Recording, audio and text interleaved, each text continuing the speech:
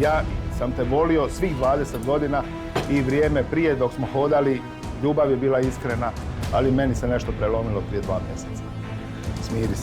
Smiri se, ja sam taj teret morao skinuti sa srca. Smiri se, moram. Drago mi je da si ti sad teret skinuo sa srca, ali ja te sad više ne mogu slušati. Smiri se. Mama, čekaj, mama, čekaj. Boga, smiri se. Ti nisi normalan. Boga, smiri se. Ti nisi normalan. Nemojte me oboje napadati. Nije to ništa strašno. Ti si nas napao. Slušaj me. Nemoj ti ništa da ja tebe slušam, ti si nas napao. Ništa se neće promijeniti Šta će u našem ljudi odnosu. pričat? Ništa se neće promijeniti. Šta ćemo mi pričat? Šta će ostatak obitelji reći? Smiri se, molim. Šta da se smiri? Molim te, između nas je sve isto, kao i prije. Ti si Između sin, nas ja sam otac. ništa nije isto. Ja ne mogu vjerovat da je on to nama napravio.